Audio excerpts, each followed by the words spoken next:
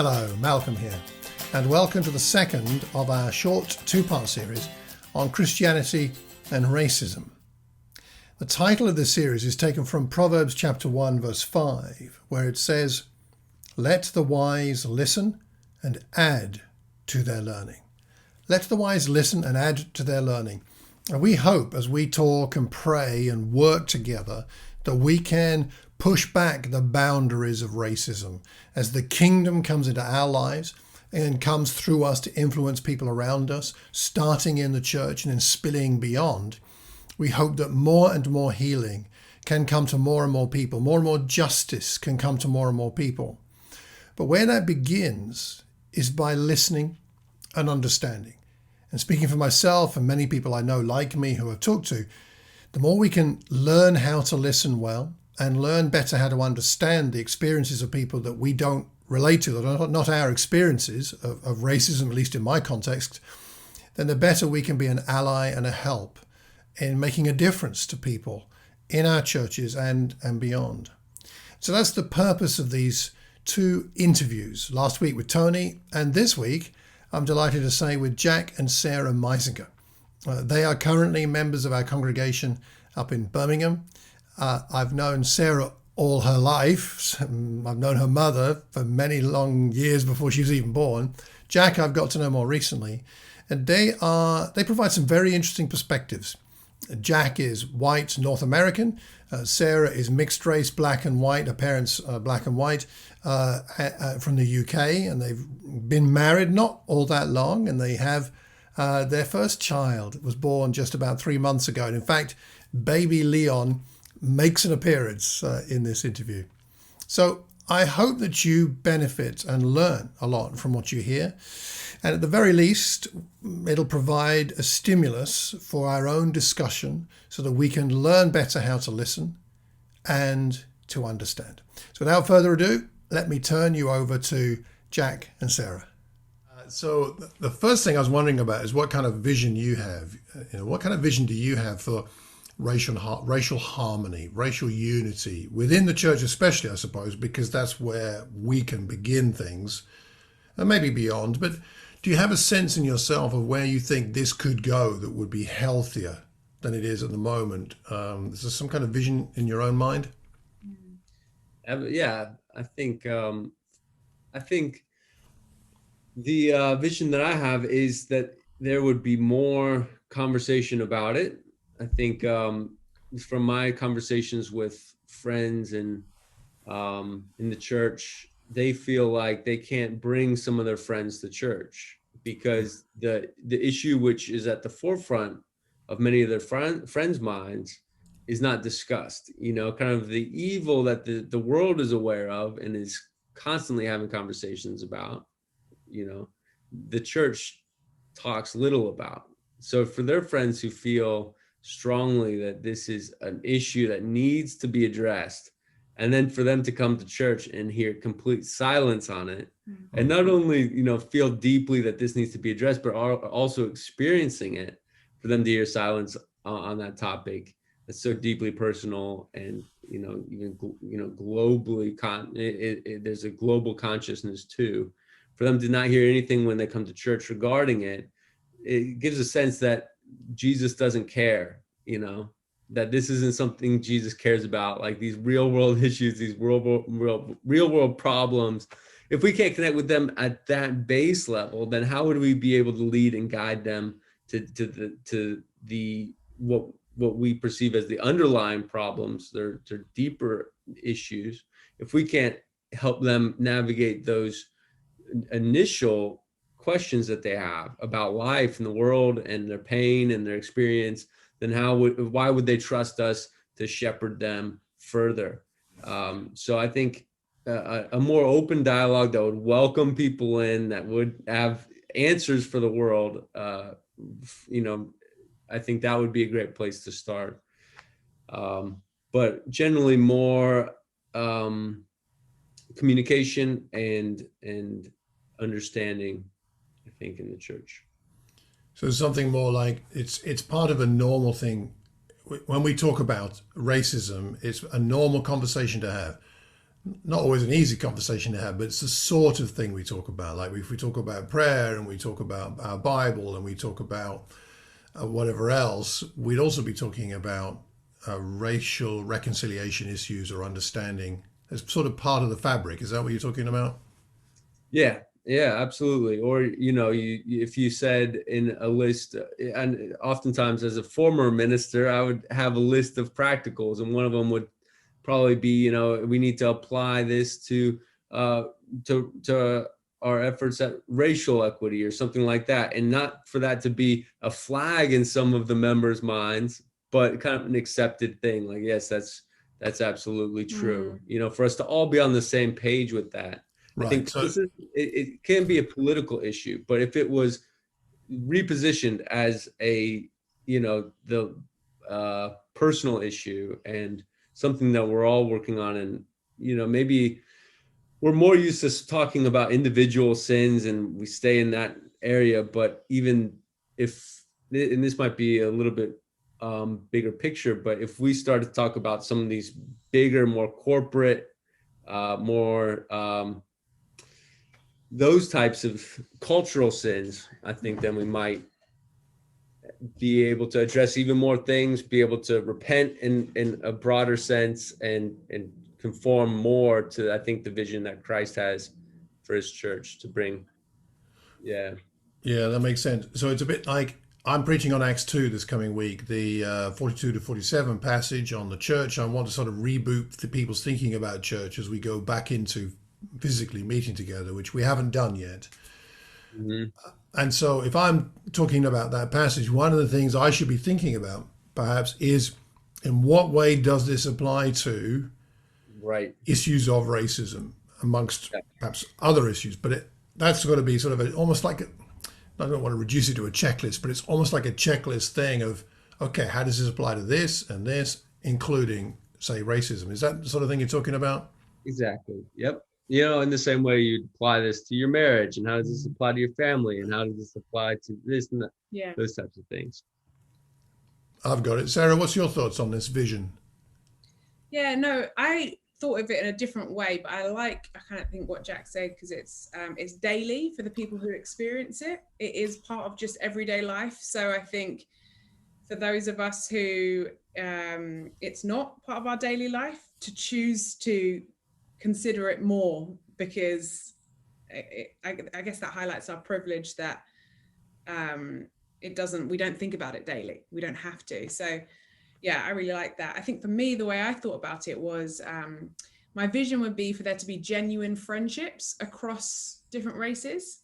I think we talk to each other at church, we're not racist. We'll speak to each other, we'll say hi, or, we're in each other's family groups. But I think when you think about your actual circle of friends, your close circle of friends, the people you turn to, the people, I think that breakdown, I think sometimes we tend to what's comfortable actually. So I think that's quite telling, to actually look at our close circle of friends, and do we have people in our inner circle who are of a different race? And I guess I shared that because I didn't lean towards that. And I've noticed that, I guess. Maybe you could share a little bit more about your personal experience there. Yeah, I think obviously I'm mixed race, so I can kind of float, I guess. But I think growing up, I felt more comfortable with Black people. I think there was more, perhaps, Black people that I was around. I felt more accepted, I guess. For many different reasons, which maybe we'll get into in a bit more detail. But I remember when it came to my wedding day, I realized, at least when I was thinking about getting married, I was like, all my bridesmaids are going to be Black. And I just thought, I started praying to have some white bridesmaids, just because I just thought, I don't know, I don't know why, but it'd just be good for diversity, I guess, not just for the pictures. But I think that reflected something, is that I leaned to, and obviously I have lots of white friends, but in terms of who were my inner circle, it was the people I felt comfortable with. And so I think that would be my vision, that we could have genuine friendships across races. I love that. That's brilliant. It ties together with a verse that's been on my heart a lot the last week or two. Is First Peter at the end of chapter 1. He says, "Now that you purified yourselves by obeying the truth, so that you have sincere love for each other, love one another deeply from the heart." And I think that is one of those dangers in the Christian life, that it's easy to settle for sincere love. Yeah. And I think in general in the church, we really do have sincere love for each other most of the time. Right. And that cuts across all the races and cultures and class system or whatever. I think that's really true. But then if you're really going to love each other deeply from the heart, you've got to enter each other's world and world of experiences. That's a deeper commitment of love. Yeah. I love that. I find that a challenge for myself. Yeah. Absolutely. Well, okay, so we got some vision. Okay, so what was that second question? Okay, so I'm wondering, what would you say is the biggest spiritual lesson God's taught you through all of what's gone on regarding the race issue over the last year or so? Is there something that stands out that's been important to you personally? Did you want to go first? Yeah, I can.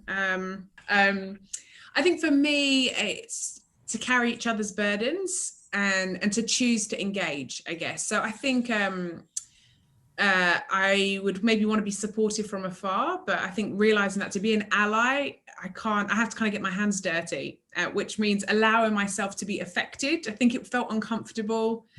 It was not nice. It was painful. And this is just from someone listening and hearing and trying to empathize. It's not my actual firsthand experience. So I think for me, learning that, Jesus wants me to carry each other's burdens, which means I have to get involved and I have to suffer, like hurt, rejoice with those who rejoice, mourn with those who mourn. And I guess looking at God's example, that he didn't support us from afar, that he chose to come down, chose to be human, to walk in our shoes so that he could connect. So I think and I'm still working on that, learning to just not try to be supportive from afar, but really be an ally and be in the fight with my brothers and sisters. That's that word ally, that's come up to be a word that's used more over the last little while. Yeah. Could you try and define what you feel that means, for anybody who's not really familiar with it?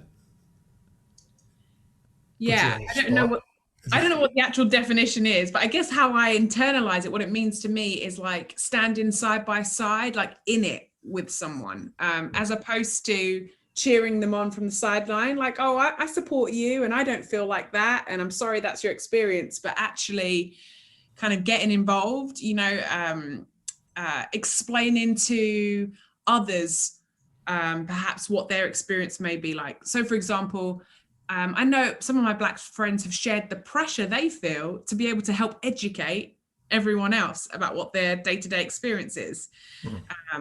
But if I could start to empathize and understand, then I can be an ally, give them a break, and I speak on their behalf and say, it's like this. And so it's like really, it's taking on some of the burden off of them. And that's how I see it, side by side.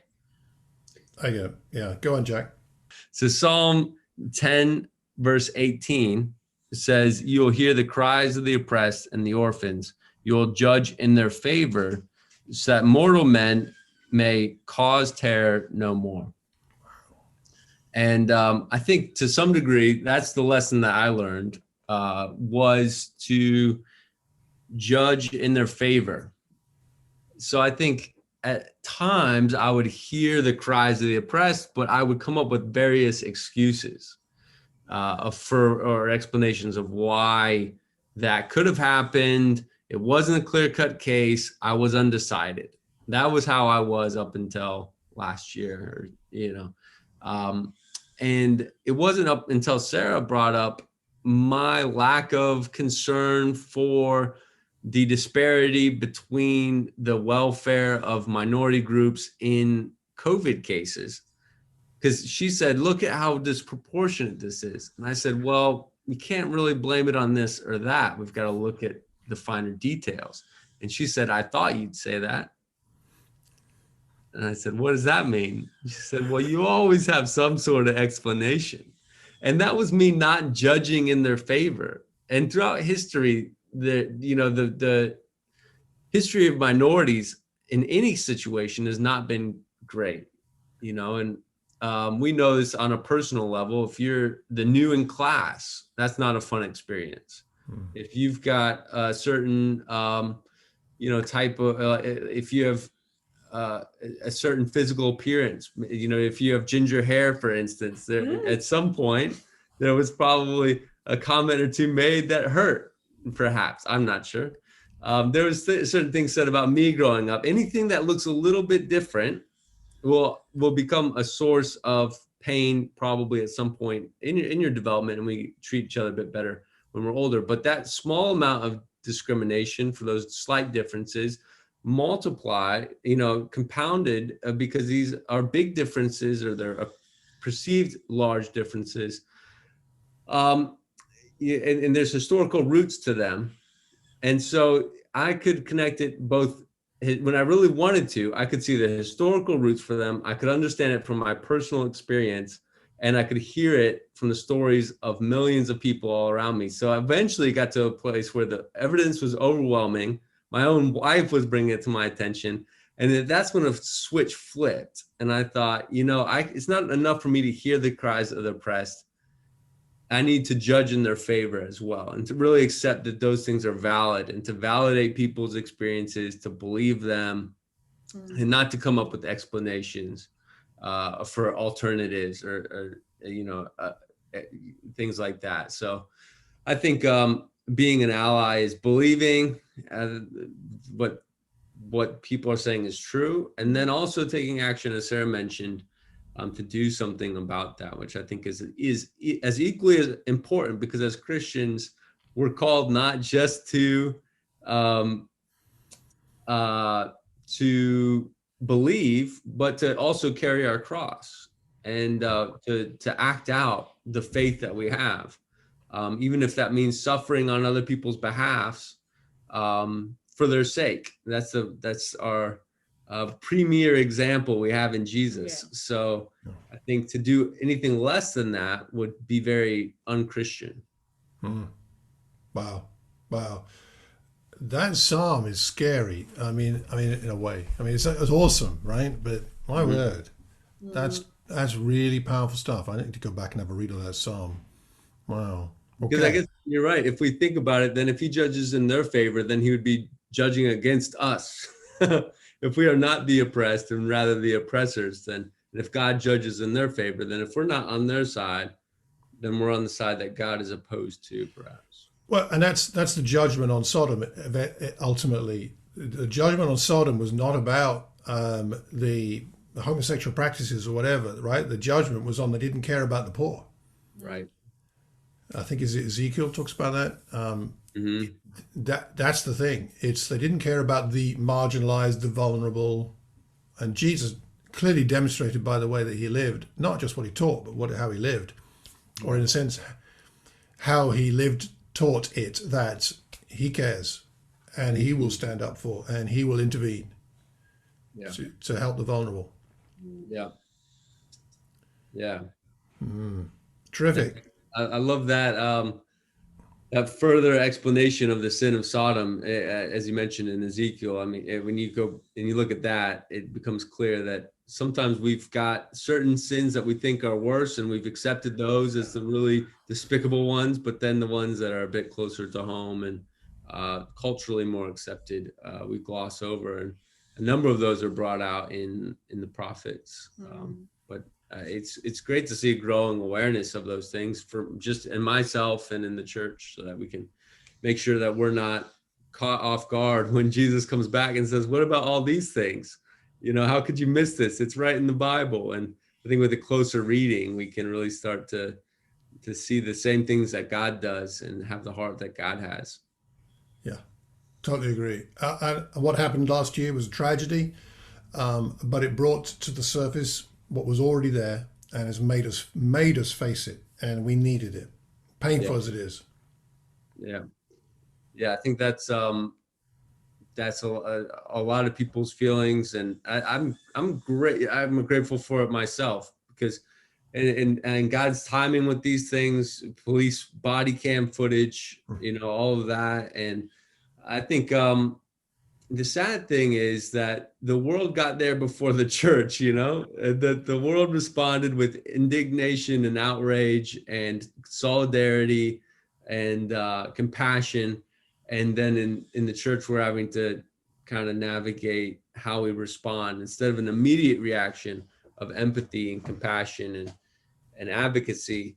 We're having to build, and understandably, I guess, if we haven't talked about these things and fleshed this out, but I think if someone was to say, well, this is a worldly topic, and for that reason we shouldn't respond to it, I would ask, well, maybe it's not a worldly topic. Perhaps it's just something that we just failed to respond to, and the world got there before us. And some of the people are critical of the critical race theory, and they're spending a lot of time poking holes in it, or attempting to. But I've seen some good questions posed, like, well, what if instead of spending the energy on poking holes in the critical race theory, we spent the same energy, the same attention, the same amount of time actually trying to address the racial inequity in society as in a Christian way. But our failure to do that means the world has had to come up with their own solutions. So that's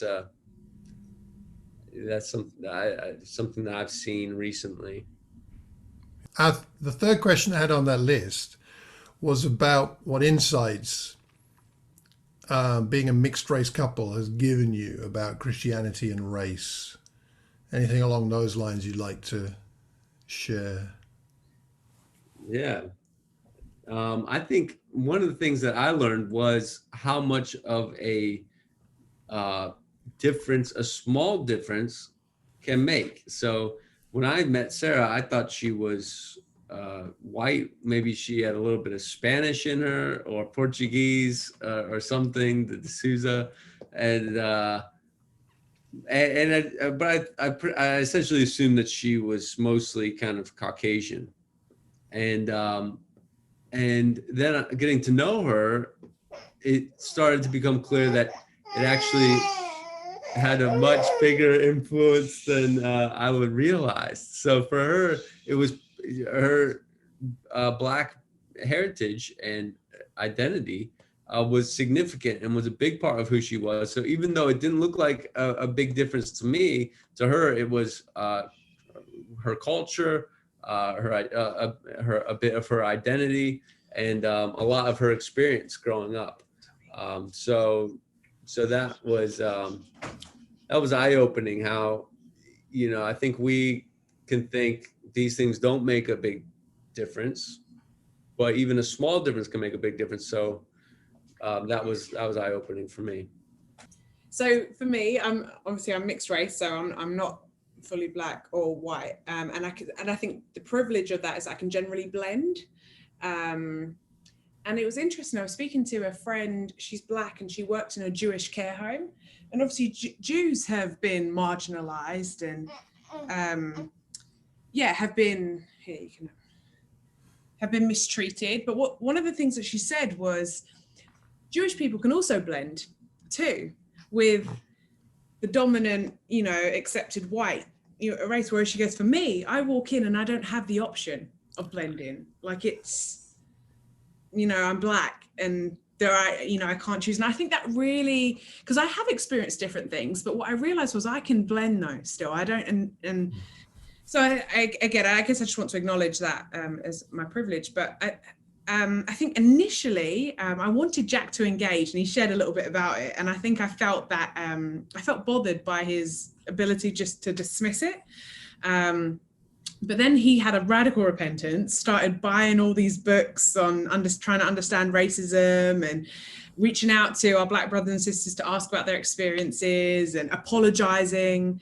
for just not being racist, but not like, I guess, yeah, being an ally or wanting to understand or wanting to, and I guess, so I was convicted by that because he went the extra mile and I wasn't even doing that.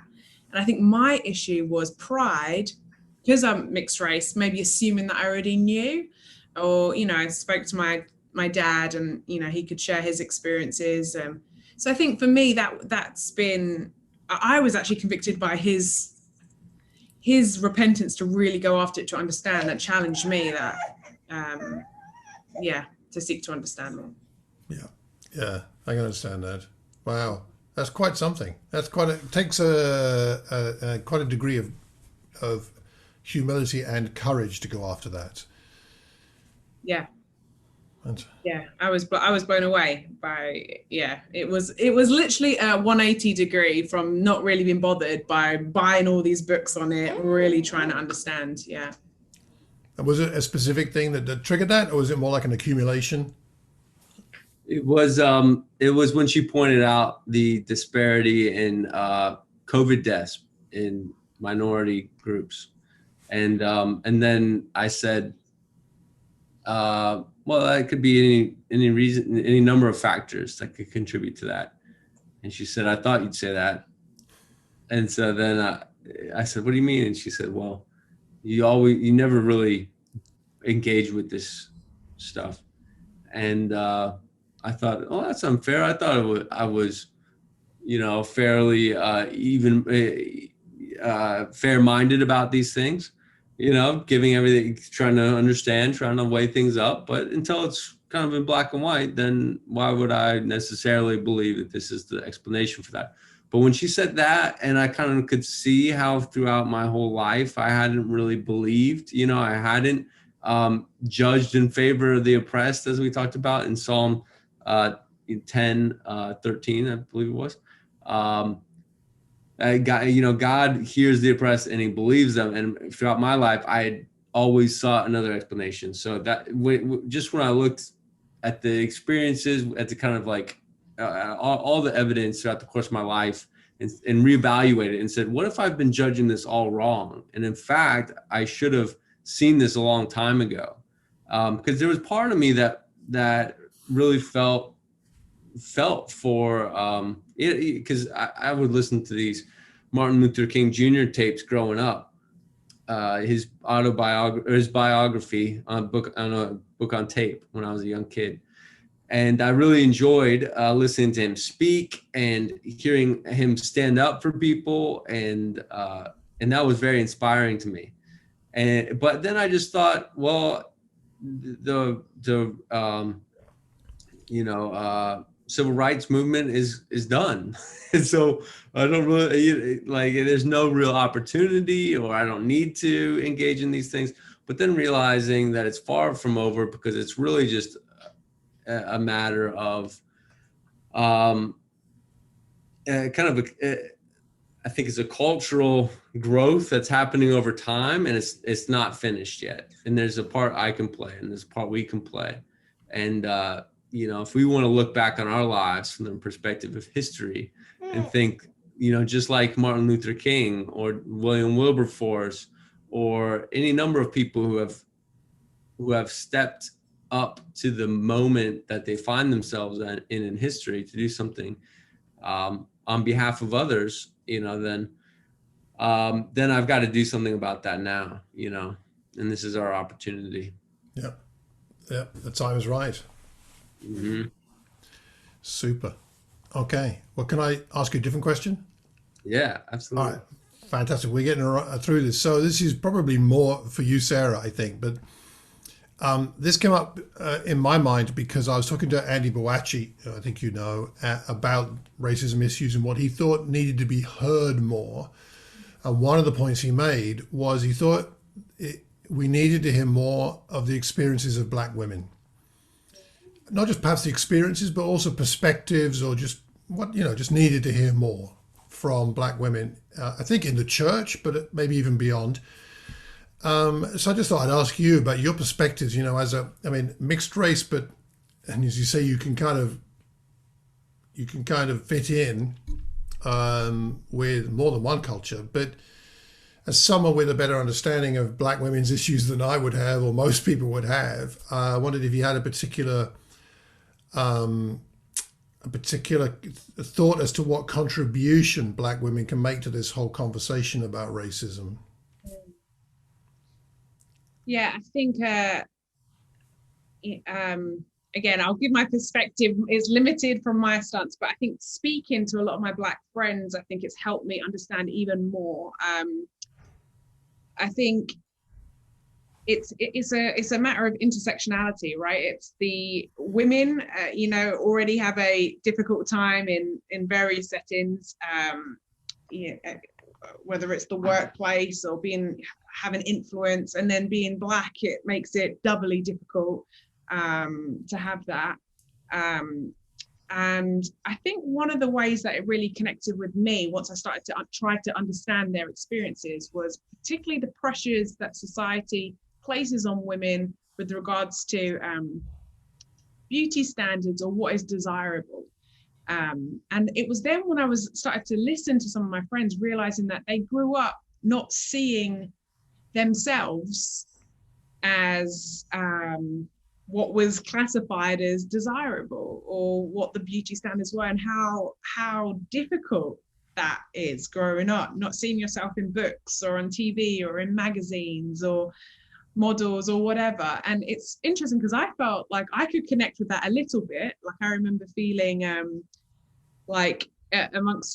growing up, my hair is really thick and frizzy naturally, and I remember being in my school, all my white friends had their little ponytails, these really cute blonde ponytails, and mine was like really thick and bushy and not cute. And I used to do gymnastics, and the mums were trying to braid my hair, and they were like, "Oh wow, you've got a lot of hair," or "This is just really difficult." They'd make these comments which stuck with me as a young, like I felt like I wasn't desirable, like, oh, this wasn't beautiful. And if I felt like that, as I started to listen to these stories, I was kind of like, wow, that's tough. And so I guess I share that because I think black women are incredibly strong. Like I think if that's, and this is what we discussed, like if that's kind of, you've had to, you don't see yourself represented, but you have to kind of get your security from somewhere, believe you matter, believe you can make a difference, believe, all these things. I think, wow, like they're incredibly strong. And I think we've got a lot to learn. If you've never had to, if you've always seen yourself represented, you haven't had to dig deep in a way that they have had to make it and to do great things in society. So I think there's a lot to learn from them, particularly, I think incredibly strong is what I think. Mm-hmm. And I would just add to that, in Romans 5, it talks about suffering produces character, and character hope, right?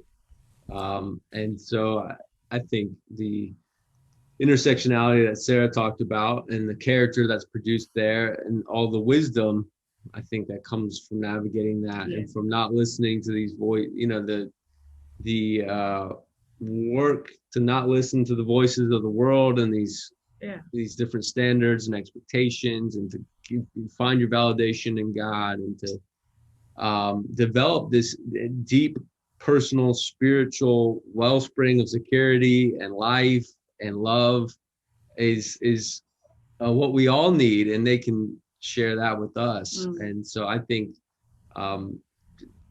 that's what I would perceive as the unique contribution that Black women could bring to the church. I think they could teach us a lot about how to walk closely and deeply with God. Well, that's really quite profound. That's something I'd like to explore more.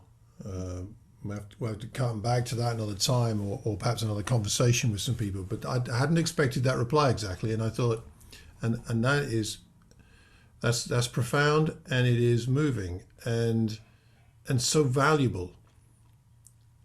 So valuable. We need to learn what that means to how, in a sense, have to forge your own identity without a role model or without something visible. And then how to develop strength and perseverance, and especially as a Christian, to retain a godliness through that when you've had to do that in a sense against the tide, I suppose, or that's there's a lot in that. Mm-hmm. Yeah. Hmm.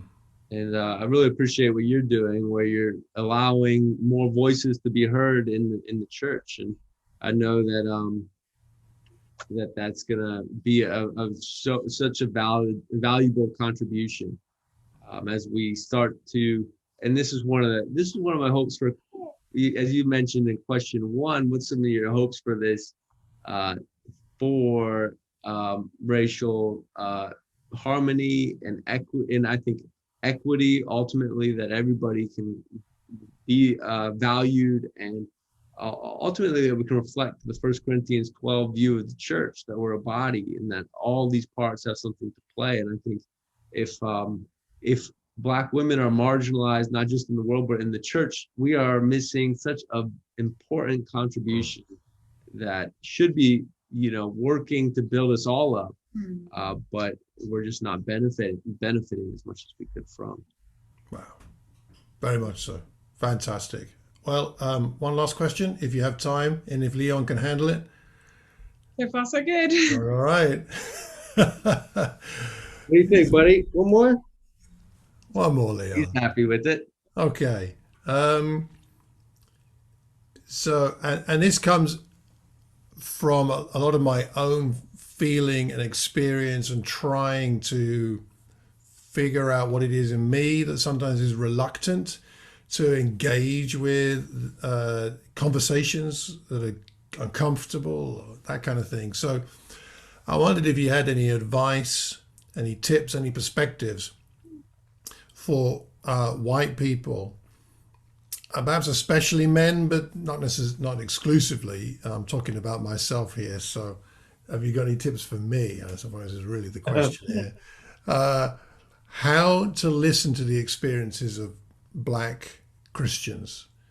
Like, what is it that helps that to be meaningful and helpful, perhaps for both people involved in the conversation? Yeah, I think the tough thing is, I think our egos can get involved, and we can start taking it personally for whatever reason. I think if somebody says this is my problem, men are not hardwired to empathize. They're kind of thinking like, what's your problem? And if I can fix it for you, then I don't need to listen to you. Right. If I can give you an explanation for why that happened, or tell you how to handle that differently next time, then I don't need to listen to your experience. And so I would just stay away from the kind of the types of responses that are going to shut down the conversation, which would be things like saying, but did they mean it that way? Or are you sure you interpreted that right? Or what if you had done this, maybe you were, I was just hearing a story today of one of my coworkers who was coming from his office, he was wearing green, a green tracksuit. The cops pushed him up against the chain link fence.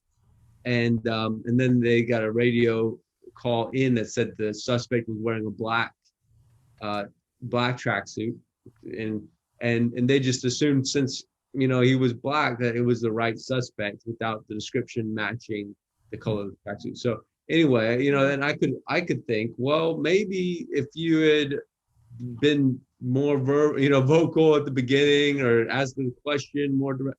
But then I'm like, what am I thinking? I just need to listen and understand and believe. And my first response should not be because that's never happened to me, not even close, And so just the quickness that I have to just get into this kind of defensive, I think it's some sort of ego defense mechanism. I don't know exactly what it is, but just remember. I think that would be my advice. Is just to set that aside and listen. Yeah. So so being alert to the sense in myself. You're talking about if it's me, like, okay, I'm feeling defensive. Yeah. Right. So okay, that's a sign for me to keep quiet for a bit longer here and listen more, or but to recognize that in myself. And I think what helps me is I'll stay like that until I vocalize my support. And so until I say, oh, that stinks, like, I'm sorry that happened, sometimes it doesn't feel natural for me to say because I just don't generally communicate on that level. I don't usually just relate and empathize. I'm generally trying to find a solution or explain something. So if I can do that, then I can start to feel more empathetic, and then we can take that conversation further. Because, for my friend at work, he's even waiting. How's he gonna respond to this? So when I respond with empathy, that conversation can go deeper. So even if I'm in that moment thinking about a lot of different things, deciding I'm going to empathize, this conversation goes deeper and my heart goes there with it. And that conversation came after he made a comment. It wasn't directly connected, but a couple of days ago, he made a comment. He said, life is like a box of chocolates. Nobody likes the black ones. Ooh. And Right. so I followed up with him today about that. And I was like, was that coming from a place? Was that coming from an experience? And so it's been good. We've been able to have these conversations, and my hope is that he can see me as a person who cares and wants to hear and wants to make a difference even in the workplace in any way he can. So, but that's a good testimony to the attitude you're talking about, because you could have written off that comment as meaning nothing, or you could have decided it was too sensitive an area to go to, or any number of other reasons, really excuses, but reasons to not come back to him. But the fact you did, that's got to be something that hopefully tells him you care. Yeah. And who knows where that goes in other ways that could bless him and make a difference. Yeah, absolutely. Fantastic. Sarah, do you have any thoughts on this issue? I think I guess not being entitled as well, as we seek to understand, like not being entitled to Black people having to explain their experience again and again. A lot of them are tired, it's tiring to do that. So I think whilst, yes, seeking to understand, but also it's, not feeling entitled to them explaining. Actually, we need to educate ourselves and take ownership of that. And that's something that I have been learning through all of this. Like, okay, rather than they're just tired. And so I asked one of my friends, where's a good place for me to start? And she recommended the book, Why I Hate Talking to White People About Race. So I got that and I started that. But I think it's just, again, taking the pressure off while seeking to understand, us also going out of our own way to educate ourselves so that we can come into the conversation with, not expecting just to be fed, but with something. I think that would probably go a long way. That's great. Yeah.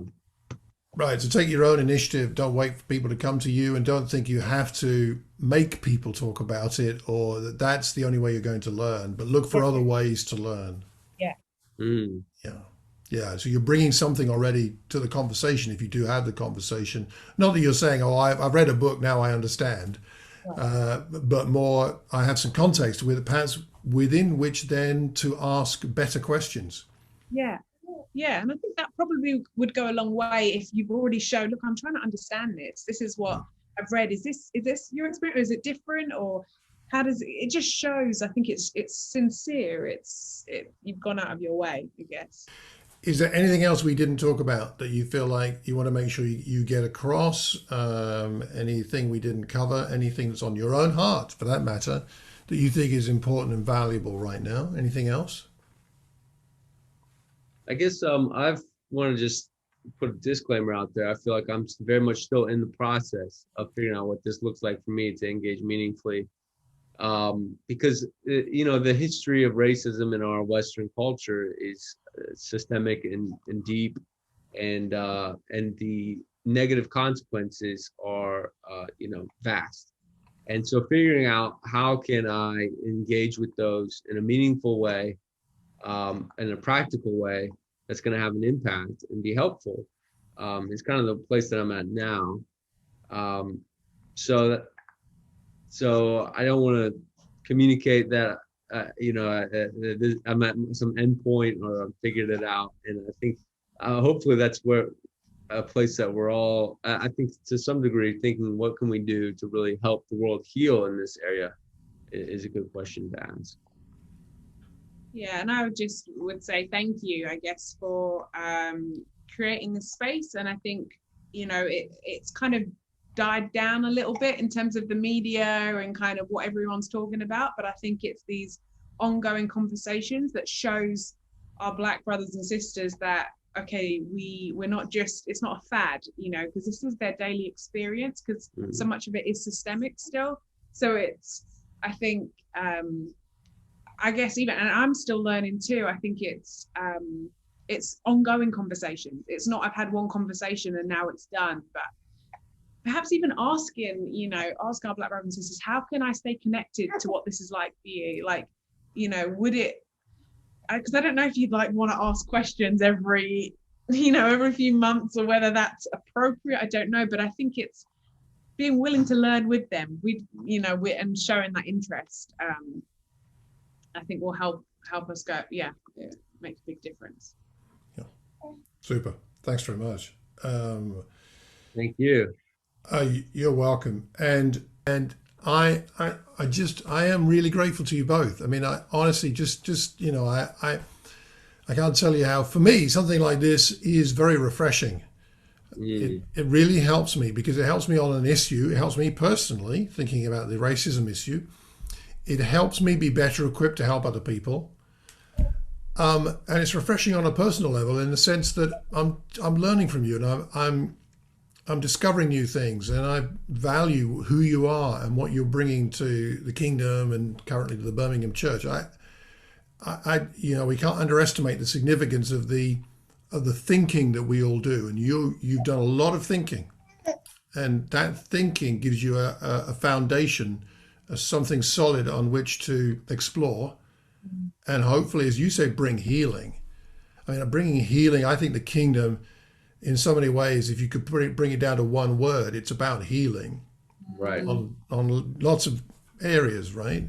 And that's the vision. One of the verses that means a lot to me in all this is the Revelation 7 vision of the great multitude that no one could count, from every nation, tribe, people, and language, standing before the throne, before the Lamb, wearing white robes, holding palm branches, crying out in a loud voice.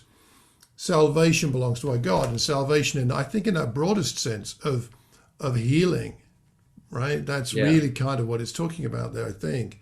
Salvation belongs to our God who sits on the throne, to the Lamb, the healing of the nations, as it talks about in Isaiah and in Revelation. And there's no chance that's going to happen unless we're talking and learning from each other. But if we do, and that's in Revelation 22 at the very end, the leaves of the tree of life are for the healing of the nations. So I think that the story is wrapped up by anything less. And to see even how Christianity has played a role in, there would probably not be such a focus on the dignity and value of individual human beings if it wasn't for Jesus, and his contribution to Western thought 2,000 years ago. We wouldn't be talking about these things now, but it seems like God's kingdom has steadily been progressing and advancing and changing even culture to bring, society to a place that is a bit closer, perhaps, to Revelation 22 and Revelation 7, but won't get there fully until God brings it about. But we can do a part. Yeah. Well, we've all got a part to play, and it's all very valuable. Yeah. Well, shall I pray? Is that all right if I pray for us all, and then hopefully Leon can find some peace? Yeah, pray for him to just get some shut out here. And for us. Absolutely, I will. Okay, let's pray. Thanks ever so much, Jack and Sarah. I really appreciate the time you put aside and taking care of baby Leon at the same time. What's your reaction to what you heard? What stood out to you? What was meaningful to you? What might you do a little differently now that you've heard some of the things that Jack and Sarah had to say? Feel free to leave a comment wherever you hear or see this recording. And if you've got any questions you'd like to send my way, or any suggestions for future interviews or classes or things to investigate, then please drop me a line, malcolm@malcolmcox.org. Thanks very much. Take care.